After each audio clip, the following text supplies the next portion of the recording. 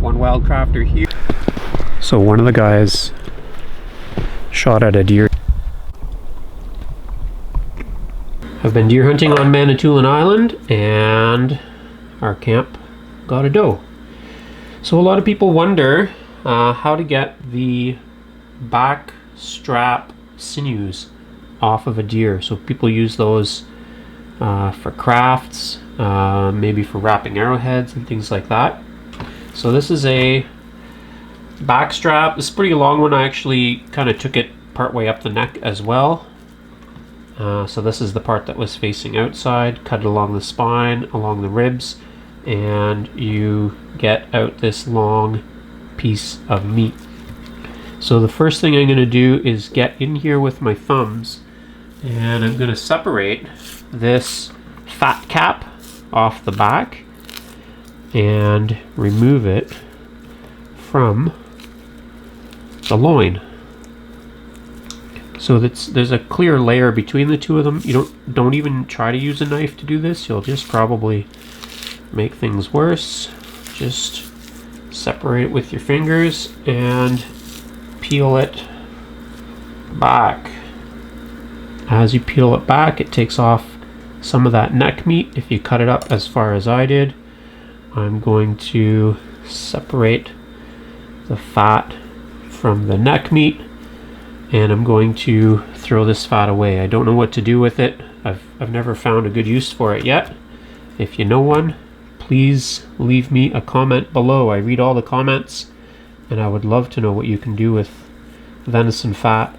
The one thing I do with it is I use it as suet for the birds, and that is it. Okay, so that piece of neck meat I'm going to set aside, and that's going to be a stewing chunk.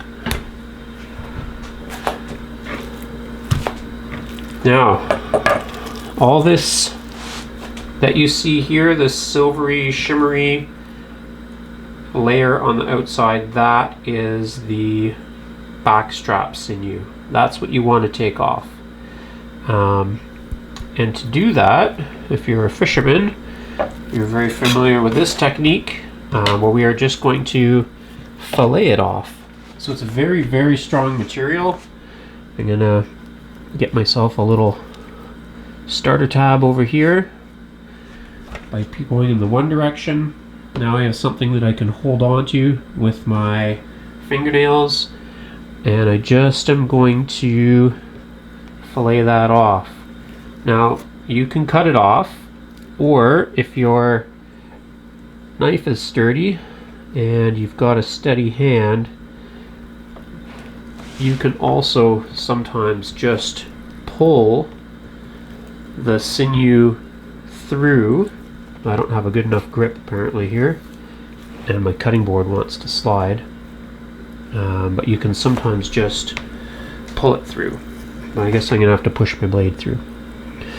So just long, even pressure on the push, and if you do as little slicing as possible, you're going to end up with the best bit of sinew that you can.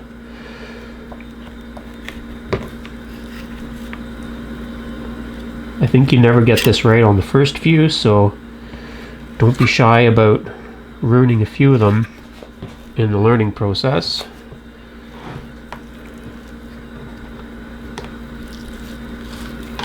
Now I've got enough of a grip, I can just pull that through and just hold my knife steady. And as you get towards the end, it's going to start to fall apart on you a little bit. That's fine. Just cut it off square. Okay, now I can cut chops out of all that meat. But you are interested in this backstrap sinew. So what I would do with this now is open it up flat, and you want to get rid of all the meat on it. And there's a couple different ways you can do that. So most of it's on the inside. Okay, if you're careful, you can use a knife and you can scrape it away without wrecking the sinew. Okay, see how nicely that comes off when it's fresh? So that's one way. And if we zoom in and let this come to a focus, I don't know if it wants to focus for me, but just scrape all the meat away with your knife blade. Okay, another way you can do that is just use a spoon. If you're worried about cutting through it with your knife blade, just go along there with your spoon and scrape off that meat with the edge of the spoon.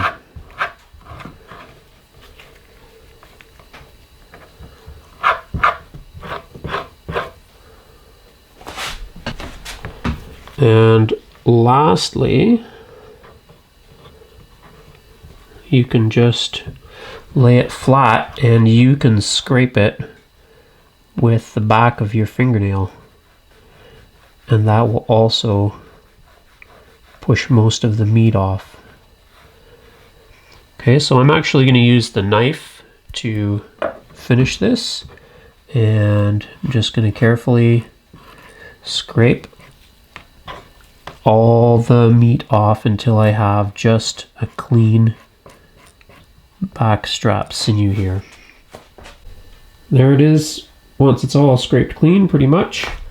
And all I'm going to do with this is hang it over a string or something and let it dry out. So once you've dried it out, it's going to look something like this. This is one that I did last year, or maybe from a roadkill this summer. And it's just been hanging around in my house. You can see my finger through it. It's pretty transparent. And when you want to process this, all you're going to do is start to peel sinew. All you're going to do is start to peel sinew strings off the side of it, or maybe you're going to pound it down to loosen those fibers, and then you can peel them off and use them. Jay Valenti, if you're watching this video, these sinews have your name on them, man.